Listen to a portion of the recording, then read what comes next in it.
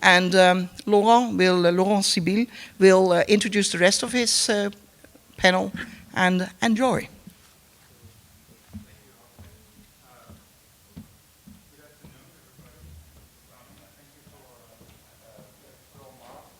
Sponsors to enable this panel on ISRU. The mic's not on? My mic's on. Yeah. Everybody's on? Yeah. Okay. You're on. Start speaking, perhaps they will notice. Okay. There we go. Good afternoon, everybody. There you go. Thank you very much for attending this afternoon, and thank you for Explore Mars and their sponsors to enable this panel on ISRU, living off the land, Mars and beyond. I want to introduce the panel briefly, and then I will introduce them with their curriculum vitae before they speak. We have Bill Larson, who is with Kinetic North America at the Kennedy Space Center. Jerry Sanders at the NASA Johnson Space Center. Stephen Howe at the Center for Nuclear Space Research at the Idaho National Lab, and Kris Zacny from Honeybee Robotics. And we have, hopefully, a guest on Google Hangout, Dr. Ray Wheeler at the Kennedy Space Center as well.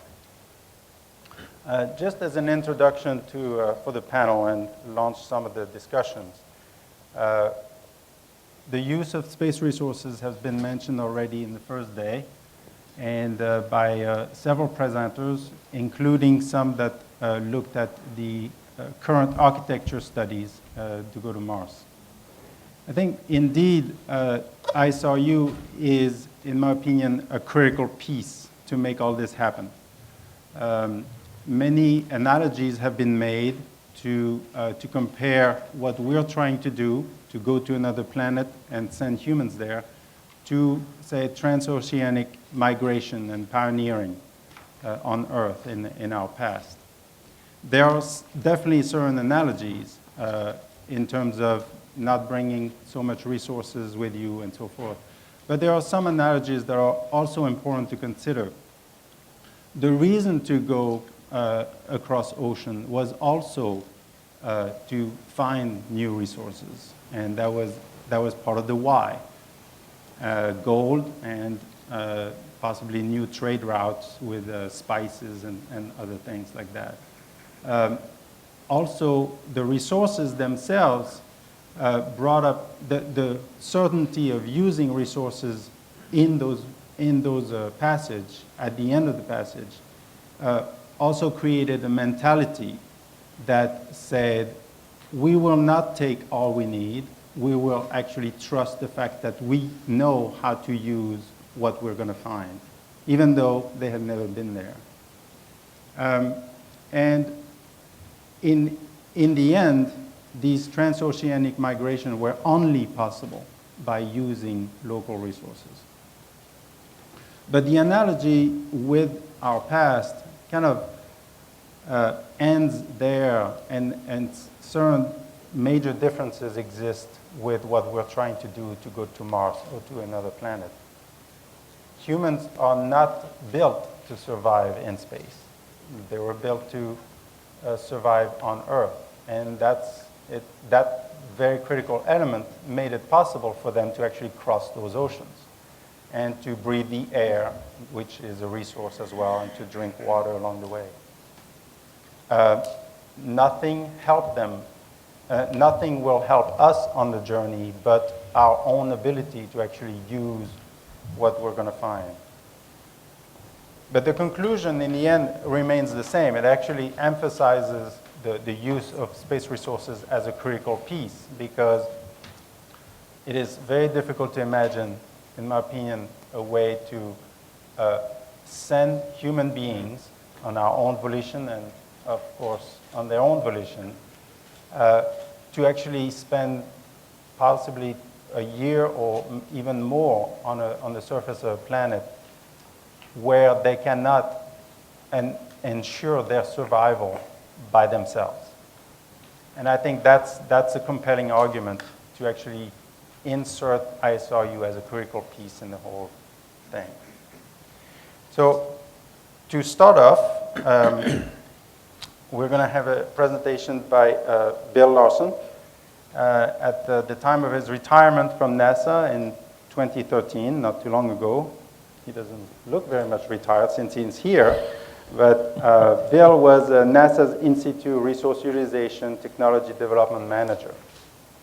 And for over 15 years, he was at the forefront of NASA's ISRU technology development efforts to produce a range of products, propellants, life support gases, metals, and plastics from resources found at exploration destination. He was involved in technologies that are related to Mars exploration and eventual colonization, such as the Sabatier, I think my microphone. It's still going. Good.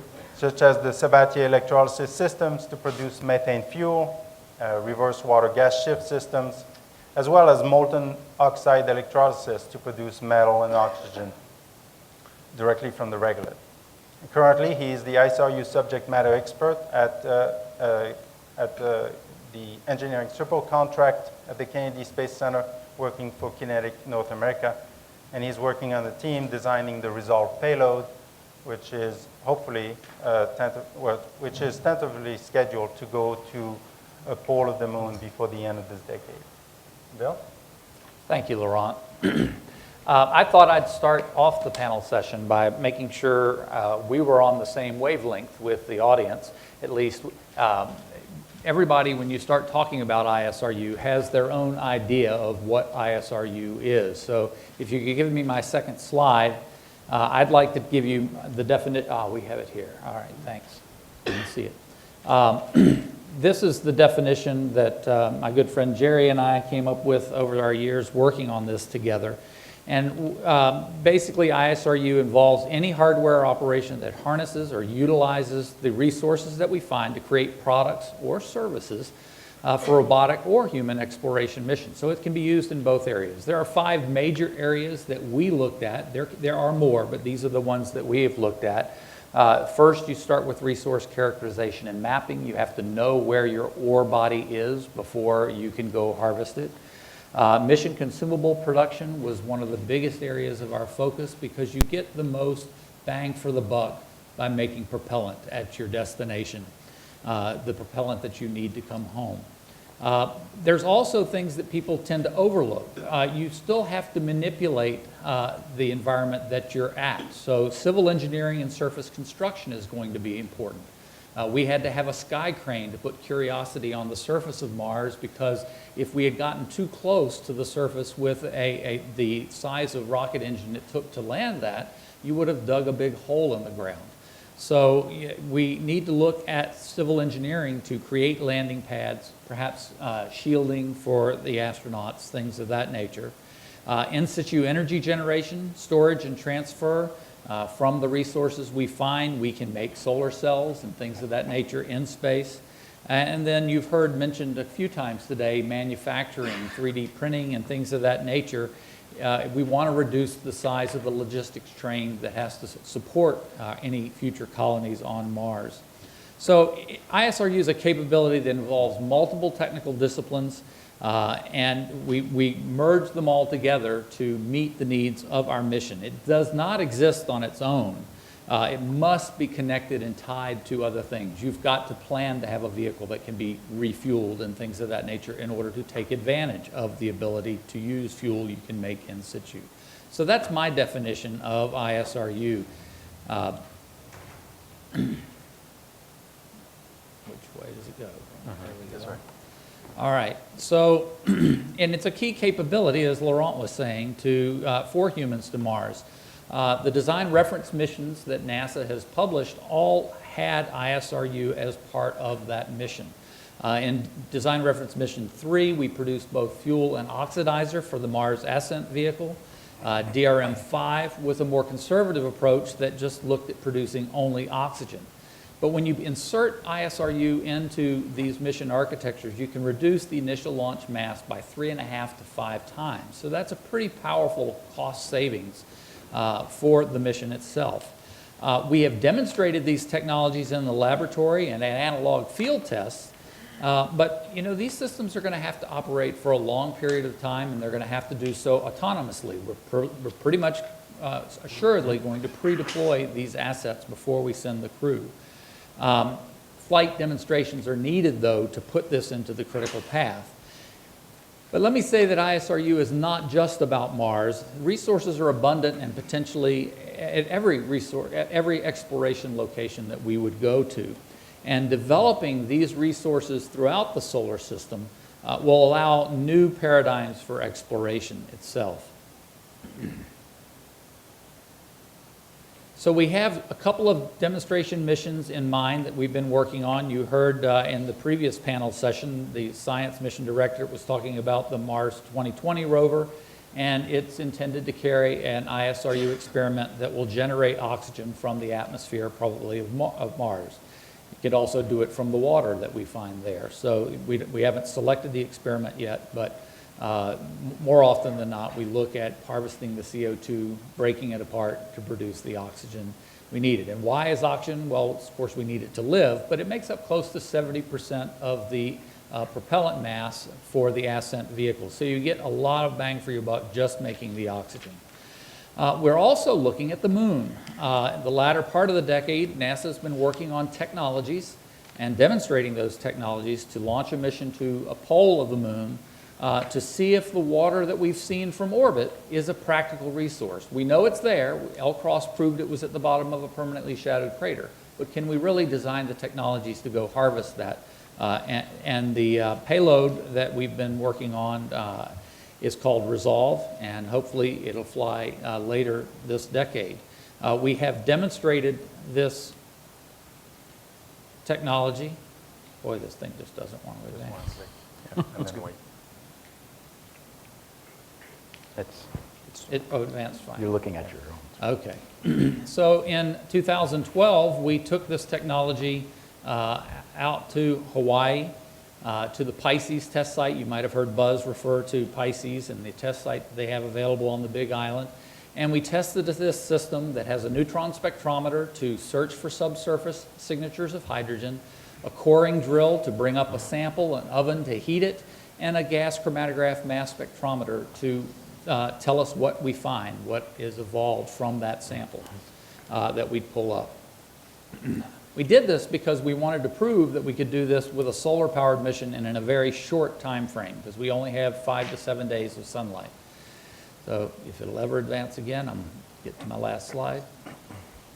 So what does it have to do with Mars?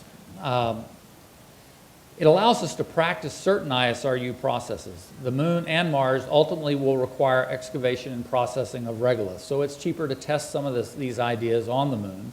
Accessible water on the lunar surface can provide industry a product in cislunar space that might get industry involved in space much more directly to make a profit.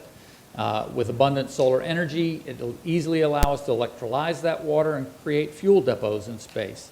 And we possibly could start to harvest the valuable trace elements, some of the rare earths that will be found on the Moon. But you wouldn't go there because they're just for those. But if, as a byproduct of water operations, you might be able to turn a profit on that. Enabling these fuel depots, we can get some of these architectures that you've heard talked about today, this week. The cyclers that Buzz talks about a lot. Cyclers even between the Earth and the Moon. It could also enable us to send more mass to Mars with a chemical stage. I know one of our panel members here loves to talk about nuclear thermal rockets, but what if we could refuel the upper stage of the SLS with fuel depot that we had in low Earth orbit? So we might be able to get more mass out to the Mars vicinity. So in the end, I hope our future looks something like this. On the surface of Mars. And with that, I'll close my remarks. All right. Thank you very much, Bill. Our next speaker is Gerald Sanders. Jerry Sanders, sorry. Either one's fine. He works at the NASA Johnson Space Center, and where he has been for over 26 years, primarily in the propulsion and power division and engineering directorate. He has extensive experience in chemical propulsion, fluid systems, and ISRU. Mr. Sanders has worked in the area of ISRU for over 18 years, in fact. During that time, he supported or led major architecture studies, technology road mapping, and hardware development activities. And he was part of the proposal and the execution of two major development activities for robotic precursor experiment, the Mars in situ propellant production precursor, MIP, which was manifested on the then canceled 2001 Mars surveyor mission, and the resolved, I'm going to say the acronym once, Regolith and Environment Science and Oxygen and Lunar Volatile Extraction Experiment, which Bill described earlier. Besides working ISRU, Jerry has worked extensively in the area of crewed vehicle and in-space chemical propulsion development, and he served as NASA propulsion lead for Russian propulsion and propellant transfer systems for the ISS. Thank you, Laurent. John Connolly had some very interesting charts this morning. First of all, he mentioned about the strategic knowledge gaps and mentioned resources, particularly atmospheric and soil-based. But more importantly, John showed how over the years we have really progressed from not knowing a lot about Mars to about being 75% ready. And to a certain extent, you could say the same thing about ISRU. I've had the good or bad fortune of working in the area for about 18, close to 19 years now. And over that time, we've made significant progress. And so what I'm going to try to do briefly is talk a little bit about, in particular, the propellant production aspects, the consumable production aspects for Mars. Bill mentioned the biggest bang for the buck is propellant. And then walk through some of the things that we've accomplished over at least the time period that I've been involved in it. So to begin with, when you say in situ propellant production, to a certain extent, it's what are you trying to make and how much. From a human mission perspective, we typically are looking at something on the order of 20 to 30,000 kilograms of oxygen or oxygen and fuel to get humans off the Mars surface into Mars orbit. Depending on how long you're on the Mars surface, that can equate to something on the order of about 2.2 to 3.5 kilograms of oxygen production per hour. For Mars DRA 5.0, we also talked about, or 3.0, we also talked about making water and nitrogen backup gases. As a precursor for the human mission, we sometimes think about what can we do before we send humans to Mars and demonstrate all the capabilities. So a sample return mission has been proposed where you make the propellants for your Mars ascent vehicle. That's typically on the order of about 3.5 or 0.35 to half a kilogram per hour. So it's about a fifth of what a human mission might use. Recently, we did a study within NASA where it was even more. They basically tried to get as close to a human mission as possible. And then precursors. You've heard throughout the yesterday and this morning that there is an ISRU atmospheric processing demo planned for the Mars 2020 mission. Early on in my career, I was able to work on a propellant production precursor experiment for the Mars 2001 mission. The propellant production is on the order of 0.02 kilograms per hour for the Mars 2020 mission, and it was significantly less than that for the human mission. So you see this progression of knowledge and production rates that are needed. So it's not just a technology aspect, but it's a duration and a rate. Let's see if I can. There are several ways that you can make propellants on Mars from a combination of what resources do you use as well as what chemical processes. Typically, we've considered 4 propellant combinations. You make the oxygen on Mars and you bring your fuel. So you're just processing the atmosphere. You make both your oxygen and your methane or hydrocarbon fuel with the carbon dioxide in the atmosphere, and then either bringing hydrogen from Earth or getting water from the Mars soil. And then the 4th option is I just take the water from the Mars soil and turn it into oxygen and hydrogen. We typically have not looked very deeply at the 4th option because of the difficulty of storing hydrogen and the volume associated with it makes the ascent vehicle and the descent vehicle extremely large. So with respect to the resources, whether I use the atmosphere or I use the soil, water in the soil and what chemical processes, this chart just kind of shows that there are quite a few. We've typically boiled it down to 3 for the most part. So what are the advantages and disadvantages of using just the Mars atmosphere to make oxygen or to also use the water in the Mars soil? Well, from the atmospheric perspective, the advantage is anywhere you go on Mars, there's the atmosphere. I can get CO2 pretty much everywhere. And as Bill pointed out, oxygen alone makes up something on the order of about 75% of the propellant mass. So you get a huge mass leverage. Bill also pointed out that for basically every kilogram of something, whether it's propellant or habitat or rover that you deliver to the surface of a planet like Mars, you get a gear ratio on the order of 5 kilograms or more. So for every kilogram I don't land on Mars, I don't launch 5 or 10 kilograms into Earth orbit.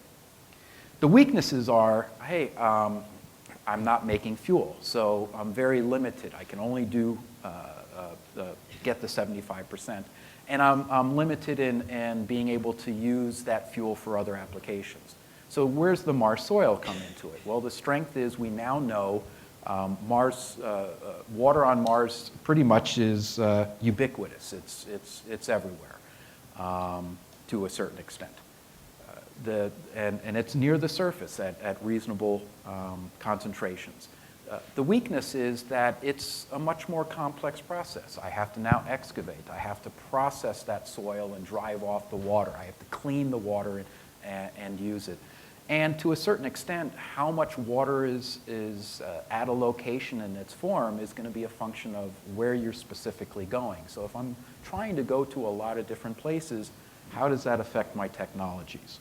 So again, there's pluses or minuses associated with both of them. Over the 18 years that I've worked on ISRU, we've done a tremendous amount of work both inside and outside of NASA in the area of first, how do I collect and separate and pressurize carbon dioxide? A lot of work has gone into using adsorbent beds, CO2 freezing, and advanced technologies on using microchannels to rapidly heat and cool adsorbent beds.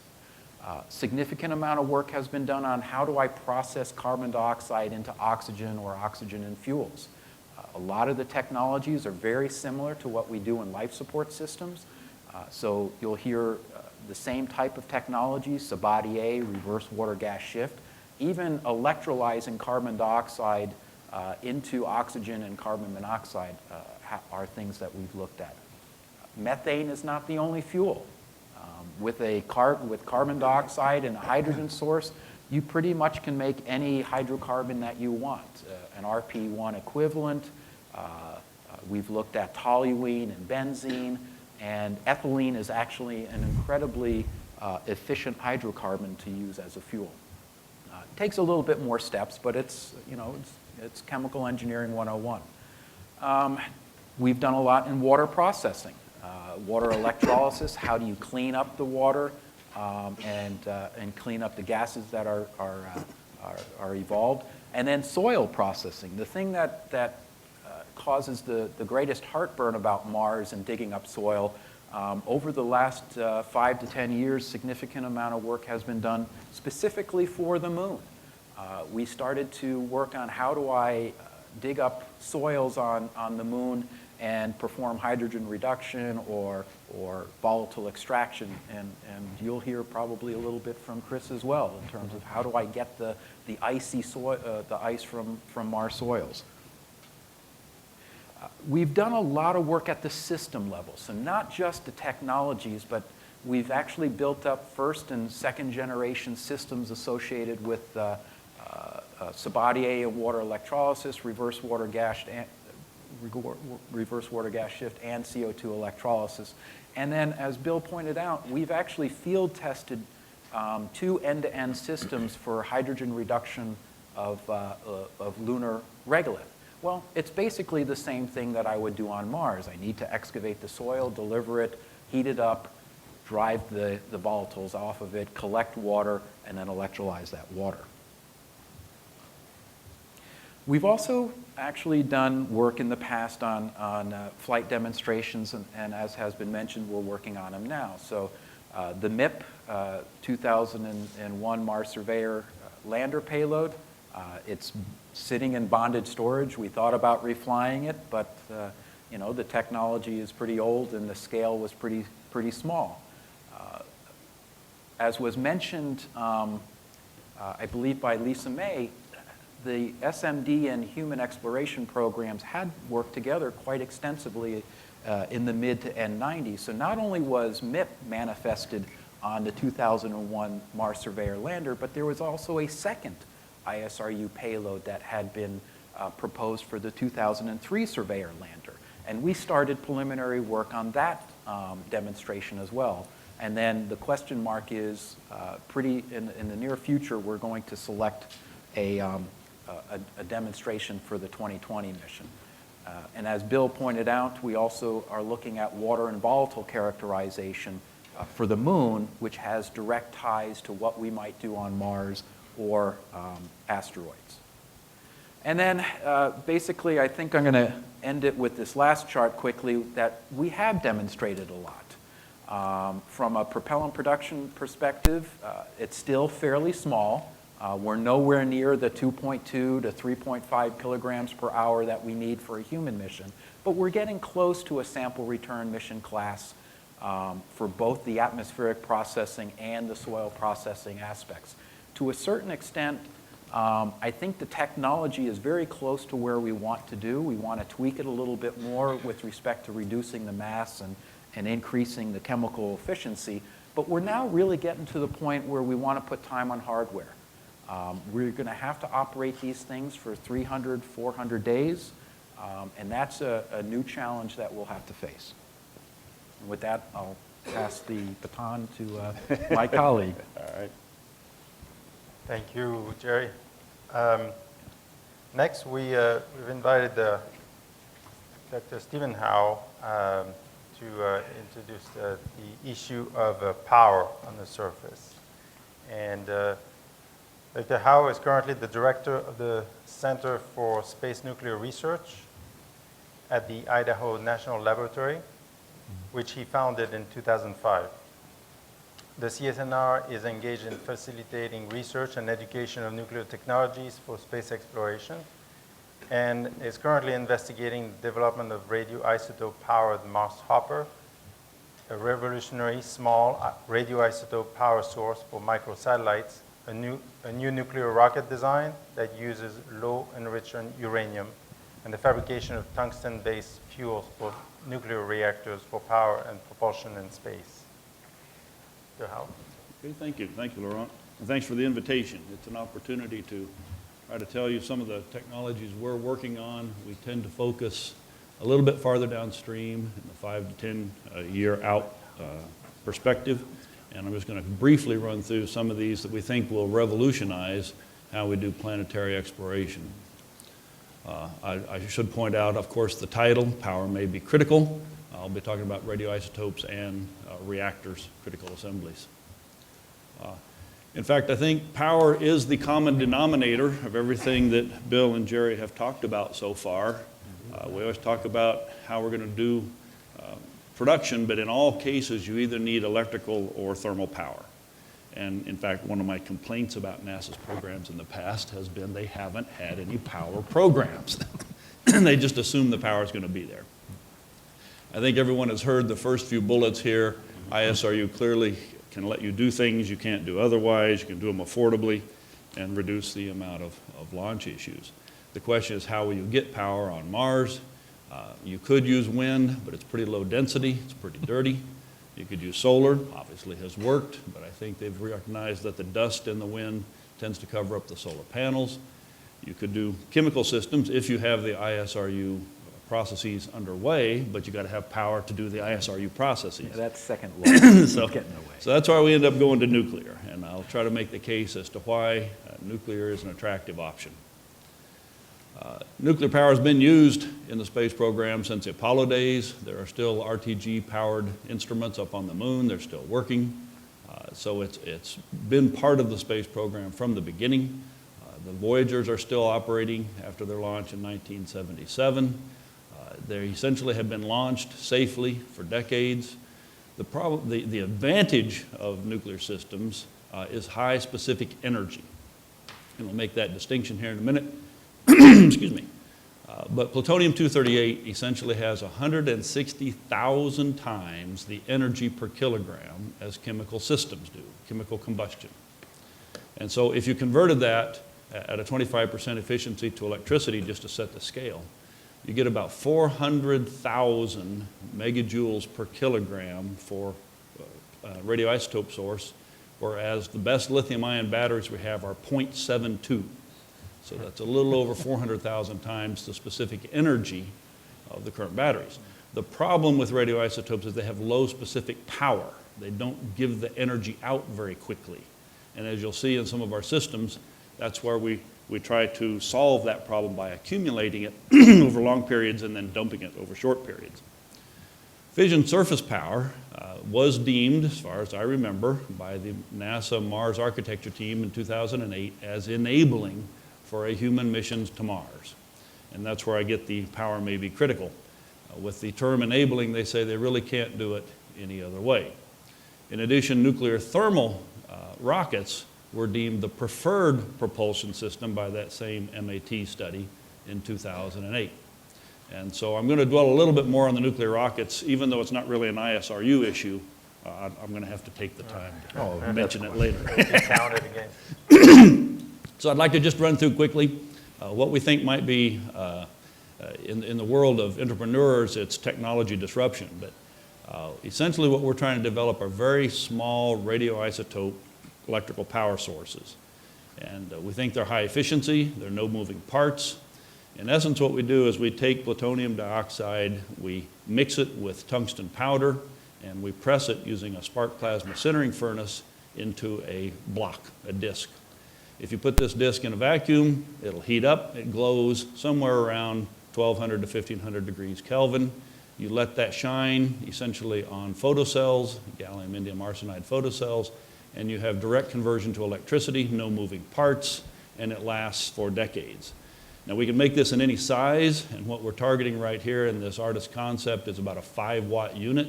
It's the size of a D-cell battery and a flashlight, and it'll, like I said, last for decades. The advantages are the tungsten does two things. It both shields some of the radiation from the plutonium, and it survives re-entry as it comes back in. Tungsten is a very tough, very high melting point material.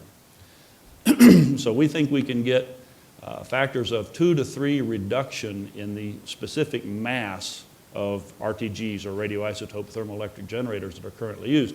MMRTGs on Curiosity weigh about 150 kilograms per kilowatt. We're targeting 50 to 70, even for these small ones. And the range of power for these is probably in the 1 to 100 watt type range of power. And the way we see these being used, of course, is in the ISRU context. If you have small production facilities or small instrumentation for mapping out the resources, then you don't want to have to, how are you going to power those? You don't want to have a big RTG for a little bitty instrument. Then you can send out thousands of them all over the turf. And so that's one step. The next one that I'm a little more excited about, really, in the ISRU context, is this pulse power arrangement. And so what we have here is an artist concept of essentially a Brayton cycle, turbine engine. And the blue part up there is the turbine, and normally the part between the red and the blue would be a combustion chamber.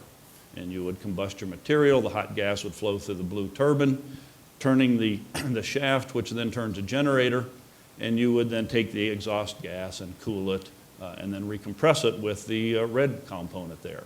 What we've done is implanted a radioisotope source between the two. And so essentially we put our plutonium in our tungsten rods, we put that in a bath of pure silicon. We let that heat up to about 1600 degrees Kelvin, and essentially then blow the gas through that, heats it up, turns the turbine, and when it comes out, we take the waste heat then in a lithium absorber. And so there's two advantages to this. One, we can essentially accumulate the power in a thermal capacitor and dump it periodically, as I said. The other advantage is because of that, the absorber can radiate the waste heat during the time the core powers up. So if this were to operate, say, once a day, then we don't have to have the large radiators that electrical power systems are normally associated with in vacuum or on Mars. We have essentially very small radiator, very compact size. And it operates like a two-stroke engine. The top part heats up during the day, the bottom part cools down during the day. So the advantage of this is that, and the way we sized it, for example, is that we can have about a 1 to 2 kilowatts worth of plutonium in the core, and then once a day we can dump this for maybe 1 hour a day at 5 kilowatts, or if we have a bigger turbine, a bigger generator, we could do 25 kilowatts for 15 minutes. Jerry has said, for example, he might like 8 kilowatts. Well, if we just want to do 8 kilowatts, we could do that for 9 hours a day. If you put 3 of these together in sequence, or I should say integrated together, you could have continuous power and still not have a big radiator system. It's a very compact. So we see this as operating either for station keeping, for satellites, for drills, for rovers, if you're going to go out just for a few hours a day, depending upon what the spacesuit can handle. We think you can match the power output in a pulsed mode with these systems. I would mention we are looking at the idea of co-electrolysis to convert the carbon dioxide into oxygen and carbon monoxide. And what we're looking at in our particular aspect is you have to have a heat source to do this. And we think that immersing our little radioisotope sources in the unit, and if it's properly designed, then just in case the electrical power in the habitat goes down, this still makes oxygen. We're not dependent on electricity to make the oxygen source for the crew survival, which we thought might be beneficial. So we're pursuing that. One of the topics that we really liked, started a few years ago, was the Mars Hopper. I mean, the rovers are tremendous. There's no doubting that the Spirit, Opportunity, and Curiosity are doing remarkable jobs. The issue, though, is that you kind of have to land them in a nice, safe landing area where a lot of your geology that you want to look at, like Valles Marineris or Olympus Mons, are kind of a long ways away, or even at the poles. So we examined the idea of, again, taking our little radioisotope source, putting it in a beryllium block this time, and during the course of 1 week, we essentially heat that beryllium block up to temperature. During that time, we convert to electricity and we use a cryocooler and liquefy the carbon dioxide atmosphere into a tank. Once the tank is full, we let the core come back up to temperature, about 1200 degrees.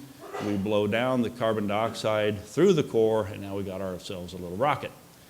Turns out, by our numbers at least, once a week we can fly about 6 to 10 miles downstream. You can go up Olympus Mons, you can go down the valleys, you can hop up and drift if you want to go 30 feet away. You essentially can move this with a 10-kilogram package anywhere you want to on the surface. You can go pole to pole in about 3 years.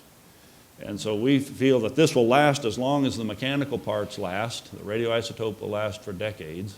Your fuel, you're swimming in your fuel, so you can actually map out the entire planet. So we've kind of taken a look at this. We built a little test rig to look at the thermodynamics.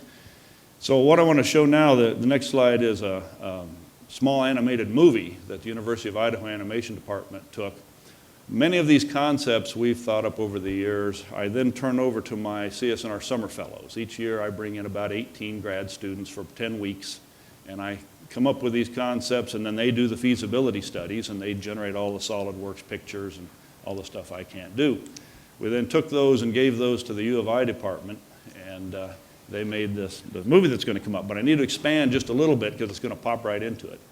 One in the 2010 Summer Fellows group, we said, what could we really do? So the stuff I've kind of talked about, I would consider near to midterm. 5 years out if you wanted to do it. Then we said, well, what could we do if we had a nuclear thermal rocket? If we really had this capability. And the CSNR is working heavily on NTRs. The Aerojet Corporation has funded us to fabricate a nuclear rocket fuel element, albeit with depleted uranium instead of highly enriched uranium. We have done that. We fabricated an element. We have done a design of a low enriched uranium fuel so that it could be owned by private companies instead of the government.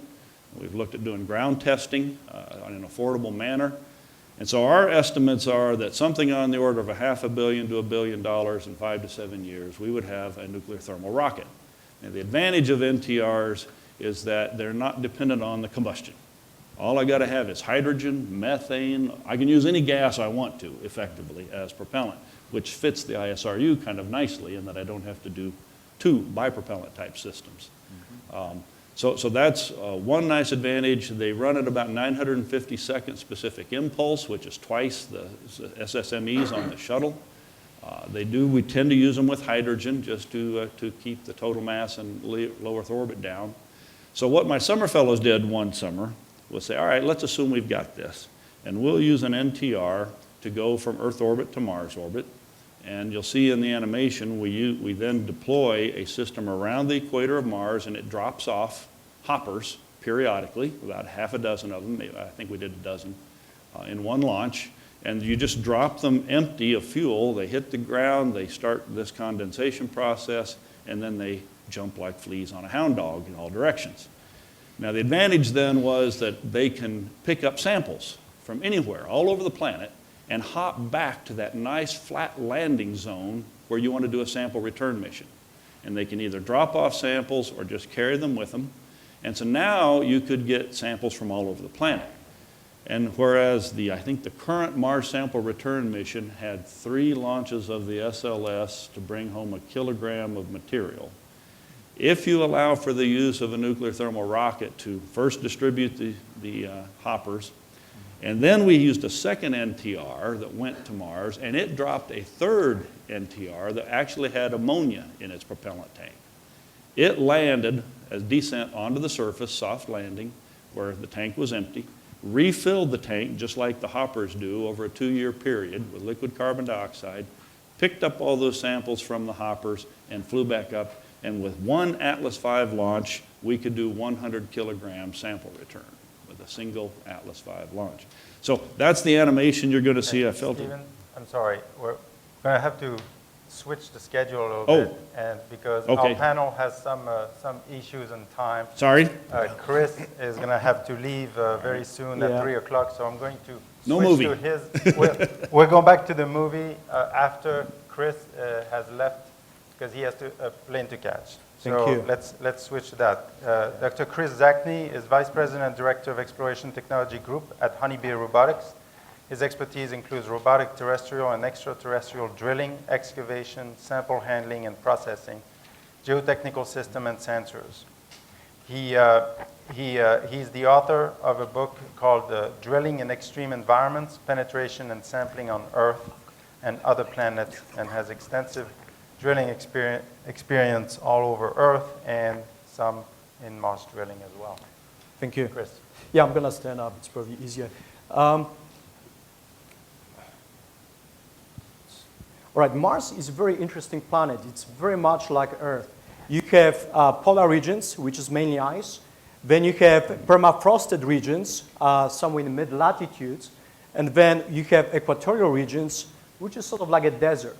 And the nice thing about these 3 regions is we also visited them. We put actual surface asset on every single of these interesting areas. What I'm going to talk about today is based on the findings from these missions, Phoenix, Viking 2, and Curiosity. I'm going to show you how would you mine water for hydrogen and oxygen propellant and support human exploration. So Mars Phoenix, it was a great mission back in 2008. Lasted for 4 months. It landed around 68 degrees north. it had this scoop. The goal of the scoop was to pick up some of this dirt, put it into TIGA and MECA instruments. But when the cameras looked underneath the spacecraft, what they found is that these rocket thrusters blew away first 1 to 2 inches of regolith, exposing pure ice.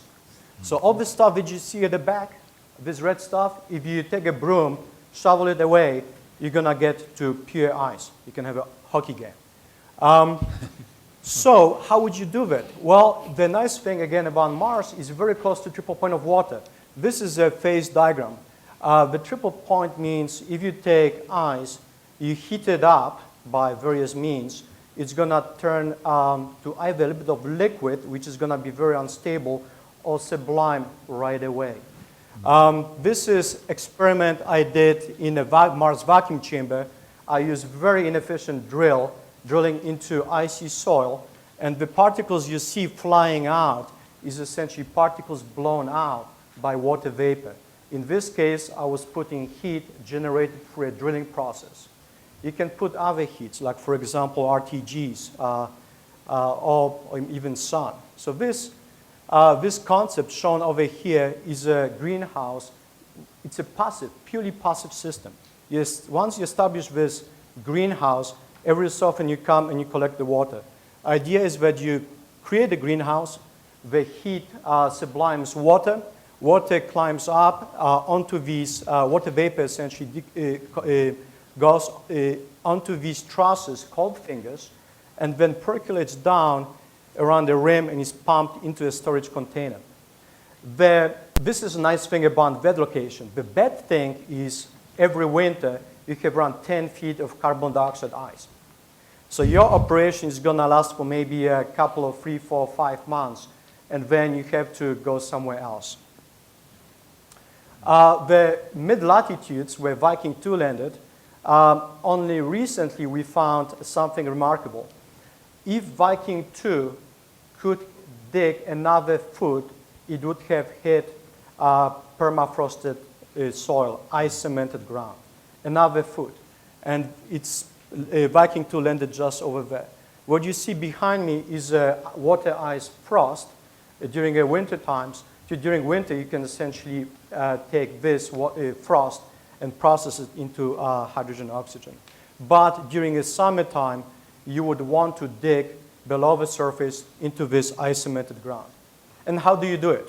Well, the best way to learn about digging is to go to the Arctic. Arctic remarkably has similar conditions what you'll see on Mars. You have first foot or 2 feet of desiccated layer followed by icy soil, ice-cemented ground. And that's what we did. You see me sitting here and the colleague doing all the work. It was really easy to go through the first 2 meters of soil. But once you got to the ice-cemented ground, it became as hard like concrete. And the pick that a friend of mine is using was unable to get into this thing. But what do we know? Well, if you want to drill in, if you want to destroy a concrete, you drill. You take a drill with it. It's a different slide. So what we did is develop excavation system based on a drilling system. In this particular case, it's a rover powered by a nuclear reactor with deep-fluted auger. Idea is you drill down, you capture soil on a deep flutes, you pull it out, you go back to your reactor, and the waste heat from an RTG can be pumped straight into the auger to sublime water away and capture the water on the cold finger. We actually did probably like 50 tests in a Mars chamber to demonstrate this concept. What we found is we can recover 90% of water from soil at 80% energy efficiency. So this, in my opinion, is probably one of the better ways to, in the mid-latitudes to mine water ice. So in summary, something like this, a rover like this, you can have a couple of those driving around, leaving a Swiss cheese behind and bringing water back at the end of the day. They can be powered by RTGs, in which case they can do 24/7 operations. Curiosity landed in the lower latitudes. And we didn't expect water until just recently. The Curiosity has a scoop, it picked up some of this dirt, and what we found is that the soil actually has water, up to like 3% water. It's sort of like you go to Sahara, and the Sahara also has some water bound on each soil grain. So in order to mine water in low latitudes, you would need essentially sort of what we do on Earth, like some kind of excavation system. They would mine the sand, could be pneumatic, could be bulldozer, dumping the sand into a reactor, heating it up, and getting volatiles out. Nice thing about being in the equator is that your days are much longer, and you can take care of, you can use solar panels for your energy. You don't have to necessarily use RTGs. So in a nutshell, depending where you go, each of these sites has a good thing and bad thing. On top, water is right there. You can mine it, but you cannot mine entire year. You have maybe a couple of months. Mid-latitudes, it's also a lot of water, but you have to put a lot of energy into drilling and excavating it, and you need some kind of a rovers. And in the low latitudes, your yield is very, very low, but it's pretty warm in the equator, sometimes about freezing. Days are longer. So depending where you go, your approach is going to change. More information actually can be found in this book, Prospective Energy and Material Resources, which has been focused on ISRU on Mars.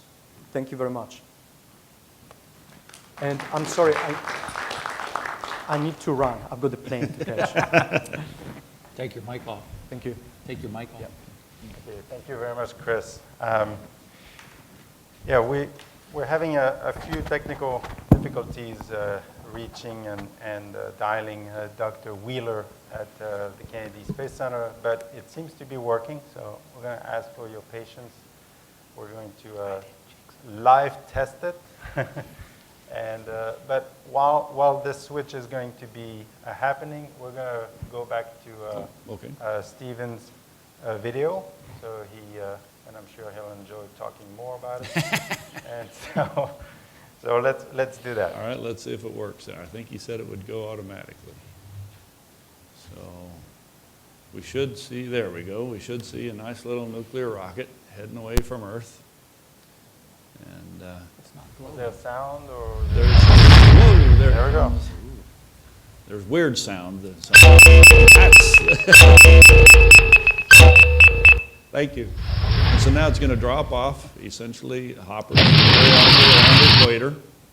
They'll just airbag deploy. They weigh about 50 pounds empty. That's how they put the carbon dioxide propellant in the tank, and then they got about 25 kilograms of liquid carbon dioxide. So you can airbag deploy them. Now, one of the tricks was that you'll see is we've got to do multiple landings and takeoffs. So how do you create a landing structure that always keeps you perpendicular for the next takeoff and survives each descent? And so we built this little cage with multi-axis rotation. So the engine is always vertical no matter what the inclination or if it's landing on a rock or a hill or anything. Then we send out the next NTR, and it's carrying a third NTR to land on the surface of Mars, like I said, using ammonia. It deploys a little bitty rover that runs around and finds the hoppers and takes the samples that they've brought to the landing location, grabs the samples, artist license. There's the descent vehicle. That orange part was full of ammonia. It's now full of liquid carbon dioxide. Notice the lights that give away the dust. Then it takes back off. All it's got to do is get back into orbit, deploys the samples to the thing that's been in orbit for 2 years, and it goes back to Earth. And so, like I said, one Atlas V gets you 100 kilograms of material from all over the planet. So anyway, that was our animation. Very good. It was worth the extra time. So now we're going to switch to Dr. Wheeler's presentation, and I want to introduce him first. Raymond Wheeler is a senior scientist in the Surface Systems Division of the Engineering Directorate at NASA Kennedy Space Center. and he serves as the current lead for advanced life support activities at KSC. Ray has worked on the bioregenerative life support research and development since 1982, when he was at University of Wisconsin, and then at KSC from '88 to the present. Dr. Wheeler's research includes plant production testing for food and oxygen production, and carbon dioxide reduction for space life support systems. In particular, his work focuses on lighting and CO2 concentration effects on plant growth and development, and the use of hydroponic techniques for production systems. His current research interest also includes life support biosystems that involve the use of planetary resources available to Mars surface missions. With that, I'm going to see if Ray can hear me, and we actually are using one of our magicians in the back room, Wade Holler, who is going to relay questions from the audience or from us to Ray, but he can hear us. So Ray, you can start the presentation when you want.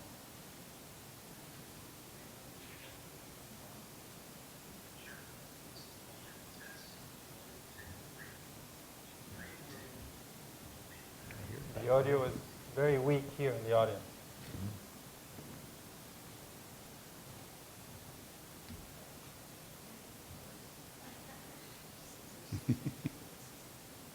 This is live TV. No pressure. No.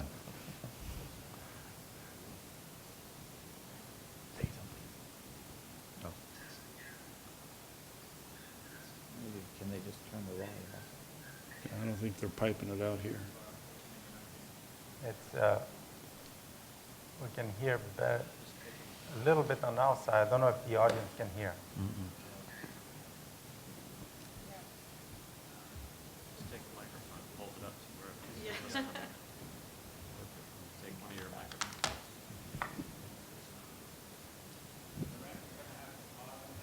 Okay. All right. So we're going to go back to Dr. Wheeler later if this is resolved. And in the meantime, I'd like to start our discussion with a question to our panel. Basically, what we're seeing is that the human missions so far from Earth and staying so long at a destination is faced with how to take care of themselves in case of major problems or any contingencies. They cannot come back when they want, and they have to deal with the circumstances with what they can find. And that's the principle of ISRU.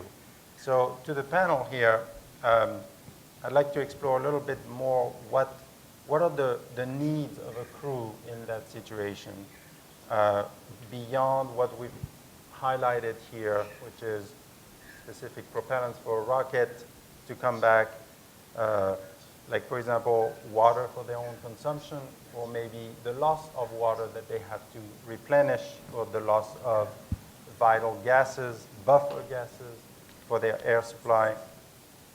We've talked also about shielding fabrication, that ISRU could play a role here, and eventually even repair. So I want to kind of broaden the discussion to actually go into these areas.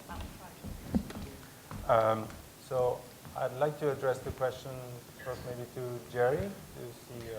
Well, I think the driving point for ISRU is not, we focus on propellants because that has the biggest mass leverage, and all the discussions that we've heard so far, it boils down to how many SLS launches or whatever the case may be. But in reality, one of the strongest points of ISRU, but the least tangible, is the risk reduction aspect. As Bill pointed out in his first chart, if you have the ability to make things at the destination, if you have the ability to set up your own power systems, build your own habitats. You're basically cutting the cord to a certain extent from Earth, or at least delaying the impact of logistics dropouts. You know, when there was problems with the shuttle, you know, if the Russians had not been there, we would have had to have abandoned the space station. You don't want to get into a situation like that as you go farther away. The moon gives you a few days leeway. Mars, obviously, you now have to wait 26 months unless you have some major propulsion system. So I think, in general, it's something that we don't necessarily dive into because from a management perspective, it all gets down to how am I reducing mass for my mission? Risk kind of comes later on as a secondary, but you're right. All those things can make it. Oops. You imploded. There's something interesting point about risk reduction. Another way that ISRU plays into risk reduction is as dissimilar redundancies. So we've heard talk about, you know, closed loop life support systems. Well, whether we can close the water cycle 100%, you know, maybe we get to 95, but there's always makeup water. What if that life support system breaks down for a little while and you have to effect repairs? Well, you know, the fact that you can produce water and oxygen on Mars gives you some chance to have some buffer in your system. Even with a habitat that recycles all the CO2, you're still going to have losses through leakage, through every time you cycle the airlock, there's going to be losses. So and we have operations like EVA, right, which actually consume gases. Yeah, so that's right, because those systems are not closed usually, they vent. So we can, you know, by tying these two things together, you know, we build a dissimilar redundancy into the system and reduce the overall risk. I might just argue for a philosophical position, I guess. And here I'm assuming we aren't doing flags and footprints. I mean, yeah, that's cost basis. But if we're really going to stay there and build a colony or an outpost, I've argued over the years that there's kind of two philosophies. One is power-rich environment, which I coined in the late 80s. If you got more power than you think you need, sometimes you can adapt to the unforeseen consequence. And the other was take the tools and not the parts. That you don't want to have a whole inventory of spare parts. You want to have the printers or whatever that allows it. And I can't help but make a plug. I wrote this up in a novel called Honor Bound, Honor Born. It's still available on Amazon as an ebook. And my big thing was using what we, at the time, was directed light fabrication for 3D printing of metal parts and extracting the metals from the lunar surface. This was a moon-based story. But I think that's the key to ISRU, is the ability to fabricate. And you don't know what you need.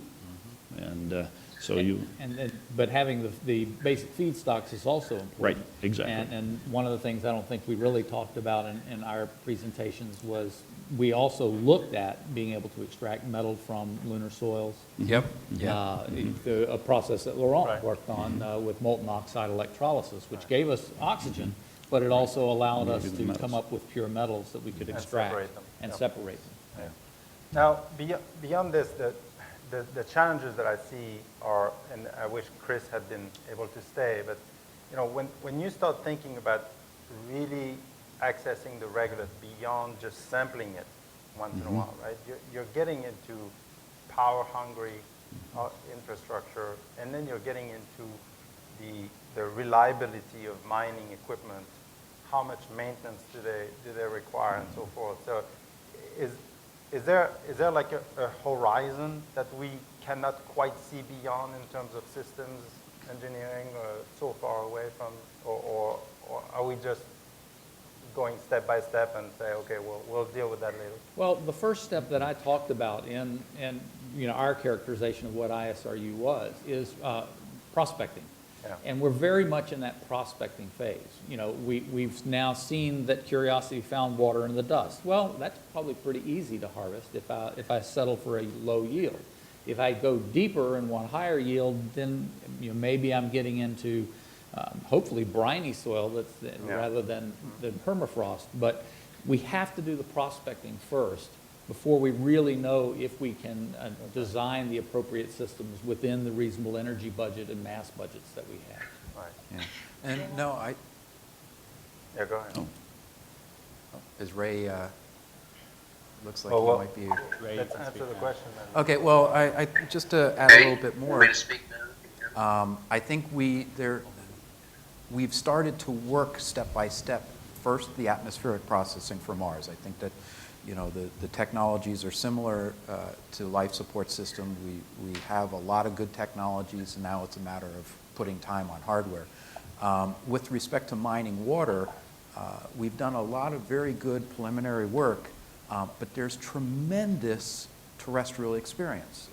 There are automated mines in Australia, for example, that, and I know talking to our Canadian colleagues, automation in mines and long-term operations are more and more coming to the forefront. So to a certain extent, it's going to be a how do we leverage what the terrestrial mining industry is doing and taking advantage of, and then basically be able to potentially spin out some of the lessons learned. Maybe we can, you know, work on some of the maintenance aspects, minimizing maintenance and such.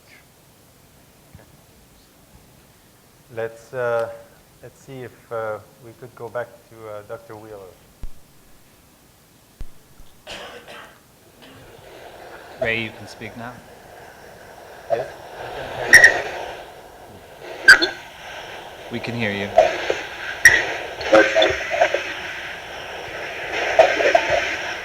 Sounds like he's on Mars already.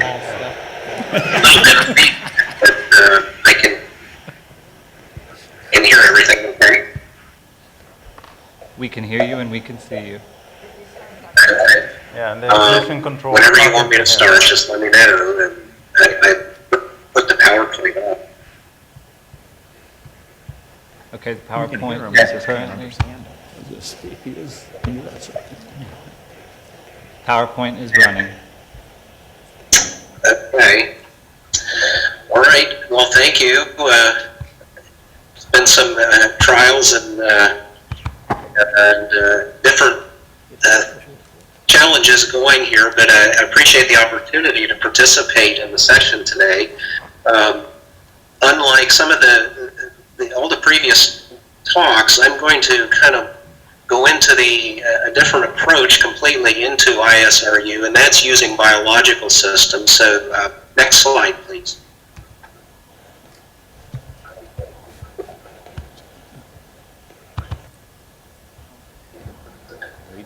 Next slide is coming in just a second.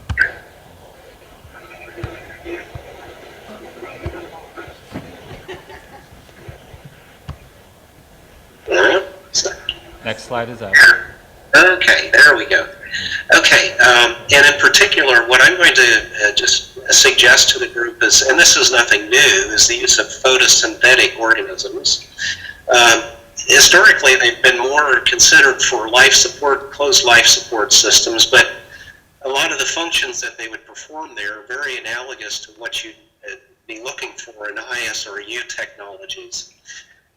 This graph just summarizes human metabolism in a very simple way on the top. So I'm framing this in a life support kind of mode. But at the bottom, what you see is photosynthetic organisms like plants take CO2. They physically take it in and absorb it enzymatically, and then they reduce it. They fix that into biomass, and then you get oxygen as a waste product from that photosynthetic reaction. That oxygen is actually coming from water. That's the source of the electrons for these photosynthetic organisms. They do need water, they need nutrients, and I'll get into their needs a little bit more in the next slide. But this whole process is driven with a lot of light energy, and that's key. And I think that goes back to the power discussion that we just heard. So a very important aspect to keep in mind here. Next slide.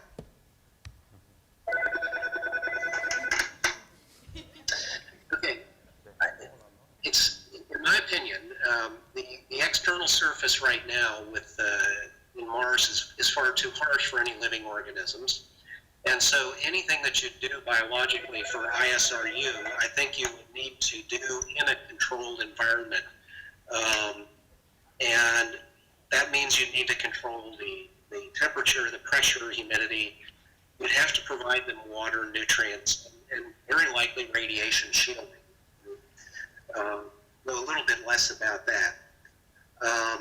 These could be in pre-deployed kinds of protected environments, either robotically deployed or managed, or they could be part of a lander or vehicle or a habitat that's connected, or even something that could be retrievable. And the regolith in the atmosphere of Mars would serve as primary resources to drive these kinds of systems. Now, one thing, and I won't mention much more about this, but you'll see, I'll cite a lot of engineering constraints and challenges, but we do also have the ability now to attack things from a biological side, in the sense that we can alter the biology to kind of fit the environment. So that's just something to keep in mind. Next slide. Well, as I mentioned, lighting is a key thing for driving any photosynthetic organism. And this could be done in two ways. You could use electric lighting systems to produce that light, or if you can gather in situ solar light, that would be far more desirable in terms of the energy perspective.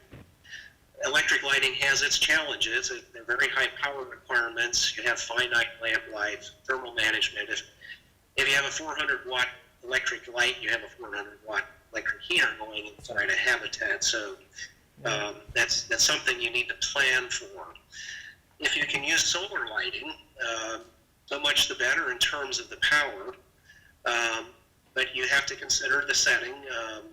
Mars is, getting only about 43% of the sunlight that Earth receives. You can have dust storms that affect things. The photoperiod means the light-dark cycle. So there are night periods that obviously photosynthesis would not be doing much for you. So next slide.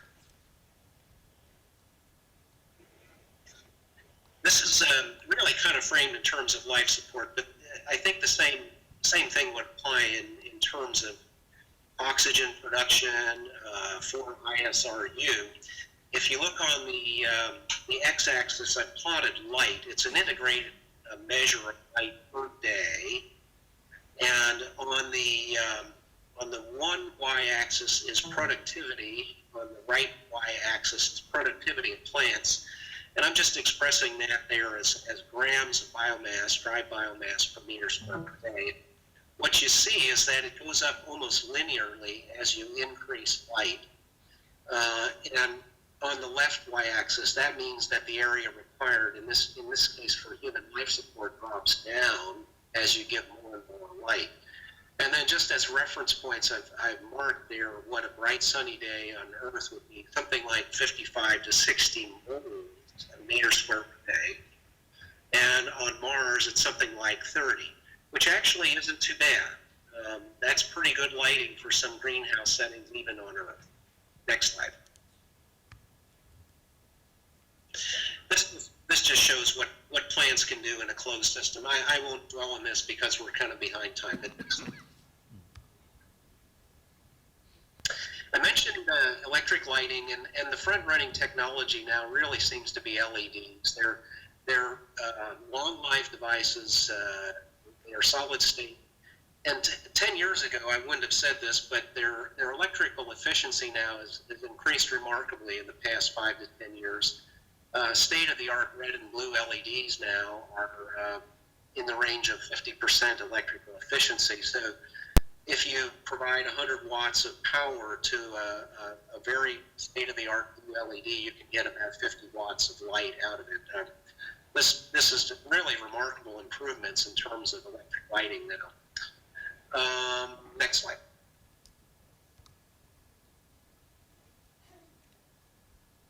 Okay, well, just some concepts here to consider, and obviously lots of challenges in doing this. And these are some drawings that a colleague, Phil Sadler, from Sadler Machine Company in Tempe, Arizona, published a few years ago. But I think they convey some interesting concepts of using, in this case, he's suggesting maybe inflatable structures that could attach to a habitat. The next slide shows it just from if you might look down on top of it. But these inflatable structures could act as greenhouses if they're transparent materials. Next slide.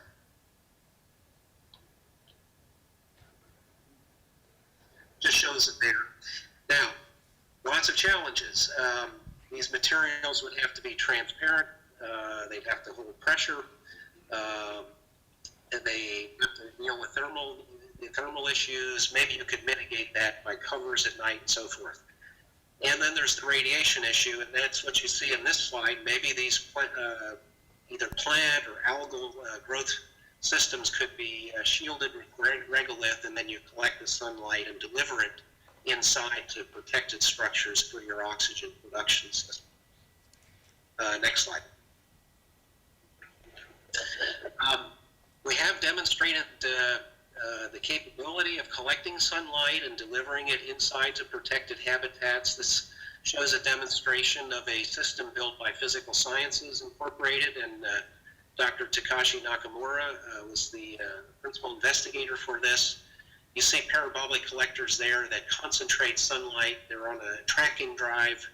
They reflect the light to a secondary dichroic mirror, which then reflects it onto a fiber optic bundle. That light is then delivered inside to a protected structure. And when the system was brand new, we were delivering about 40 to 50% of the incident light inside a protected structure, a plant growth chamber in this case. Next slide. Another option is maybe you do a pre-deployable of smaller things before people arrive. This was some testing done a number of years ago at Kennedy Space Center, where we were looking at that concept, building little, you might say, greenhouse modules, and then putting them in a vacuum chamber and testing their performance in that kind of approach. Next slide. And then these two slides, if you just toggle back and forth, you can see maybe a small protected structure. There could be numerous ones of these that are covered at night, and then they would open in the day. Next slide.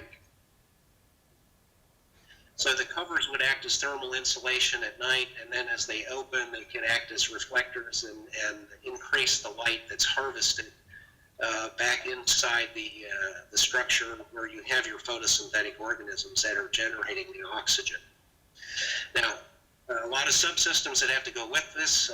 You'd have to harvest the local CO2 to feed to the photosynthetic plants. You'd need oxygen storage capabilities, and then the ability to transfer these and pressurize them into some useful storage. Next slide. Okay, we're about out of time. This is just my view of the world as a biologist. Right now, I think for closed-loop life support systems, and I think also ISRU, the technologies that are really leading right now are so-called physicochemical approaches. I think as the mission durations increase and distances and time increase, and we want to become more and more autonomous, certainly from a life support perspective, biological systems become more and more competitive. And I think I don't know how many in-depth trade studies have been done for them, strictly speaking, for ISRU, but I'm suggesting that the same might occur there. So that's it. I think we're out of time. Well, thank you very much, Ray. That was really a great addition to the panel presentation. I want to open it up to any questions in the audience, because we've been delayed, and so let's use the last bit of time we have for any questions. Hi, really quick. So you talked a little bit about how you're planning to have an ISRU demonstration on the Mars 2020 rover, which is really exciting. We haven't really had a lot of field testing for this stuff, so that's really great. I'm wondering, I was at Kennedy a few months ago, and they told me about some of the problems they're having with physical, like mining and extraction, like the gravity is lower, it's hard to move the regolith around. I don't know as much about what the challenges are for atmosphere processing. Like, what kinds of logistical problems are you trying to solve in setting up this system? Well, I can take a quick. Sure. Well, with atmospheric processing, first of all, While the Mars atmosphere is 96% carbon dioxide, it's at basically 0.1 psi. Most chemical processing systems, you want to operate at a higher pressure, 14, 15 psi or higher. So first of all, you have to collect and separate and pressurize 2 orders of magnitude. The real big question that I believe the Mars 2020 mission will address is the dust.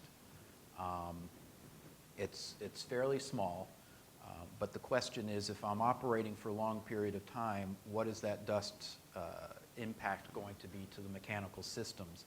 The other is that with the physical chemical plants, we typically have high temperature catalytic operations. So once again, we don't know a lot about the dust, and so if I purposely or not purposely allow some of the dust to get through, again, over a longer period of time, does that reduce the catalytic efficiencies of those systems? So. I have another question. Well, in that case, let me see, look at the time. I think we're kind of on time. Yeah, we've got 2 minutes. So I think I had one last question for you.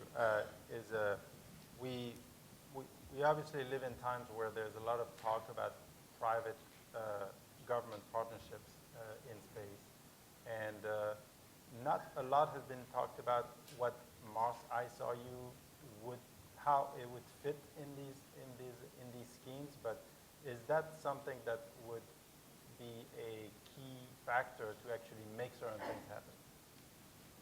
I think that's a difficult one because one of the things, even here terrestrially, there are deposits of iron on Earth that are very rich that aren't mined because it would take so much money to move the iron once you mined it to where you use it. So, in talking with some of our friends in Canada that are in the mining industry, one of the key things that you always want to think about is where is my market for the product?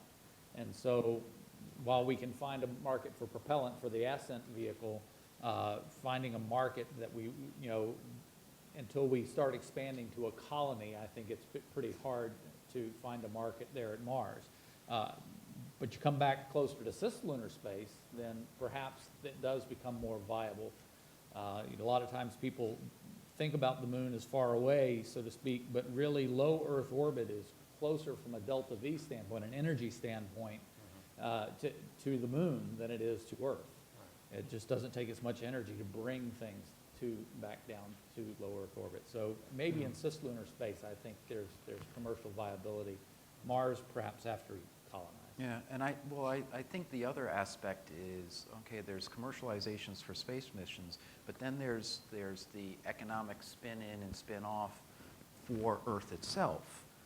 I've put together separate presentations on this subject that the things that we do for space, autonomy, low, maintenance, producing in situ versus, distributed systems and such. There's a lot of spin in and spin off. And the mining industry and the power industry, I think, are 2 great examples. Life support systems, again, along the same lines. Water cleanliness and air cleanliness aspects. Greenhouse CO2 gas reductions. A lot of the things that we're talking about for space exploration have these terrestrial spin-offs that help both the economy and potentially the environment. And is there a question over here? Yeah, sorry, I have a couple questions. First, in regards to the biological photosynthesizing in situ utilization, what if we were to bring like a type of produce like carrots or tomatoes and sort of knock out 2 birds with 1 stone? And then, sorry, I know earlier we were talking about different planetary protection, like international guidelines and rules. How can we reconcile those with some of the more invasive types of in situ utilization? Yeah, very good. Very good question. Maybe Ray heard the first question. Do you want to answer it? Ray, you are live. Okay, yes.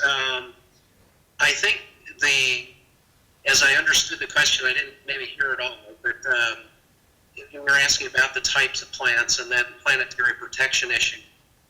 I think once you set biological systems down on the surface, in my opinion, planetary protection guidelines will then have to be revised. And likewise, when humans reach the surface, I think it's very difficult to maintain the same rigorous aspects of planetary protection that we're doing right now. Maybe you have safe zones somewhere else on the planet that stay away from. I don't know if that's answering your question. I think one other part of the question that can be answered, and Ray had a really good chart that showed, you know, the transition from physical, chemical to biological to a certain extent is a function of the need and the time and the mass associated with it. One of the things reason why we focused a lot on physical chemical plants over biological is that the infrastructure that you need for the biological aspects are fairly large, even with what I'll call small production rates. Now, if you have hundreds of colonists and things like that, then that mass ratio is different. Just like a power system, you go from, you know, batteries to fuel cells to nuclear. It's kind of a function of your overall need versus the investment in the infrastructure.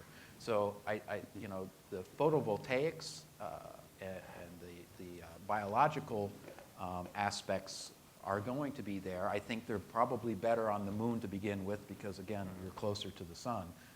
But it's something that will come in time. I think the food production and the psychological aspects are the things that I've heard point to wanting to have some greenhouse more than from an ISRU perspective. Very well. Check out our next presenter. She's not back. Just keep going. That's right. She got They'll drag us off eventually. Another question. Hi, I have a question on energy density, probably for Dr. Howe. Apollo 17 astronaut Harrison Schmitt recently wrote a book called Return to the Moon about the prospects for using helium-3 from the moon as a fusion fuel. And I believe that if we had a fusion rocket, that would shorten the trip to about 90 days or so. And so I'm just wondering about what your thoughts are on developing fusion as not only for electricity, but for propulsion. The short answer is we'll have fusion in 20 years is the answer whenever you ask the question. And it's kind of been that way for the last 50 years. So it is an elusive target.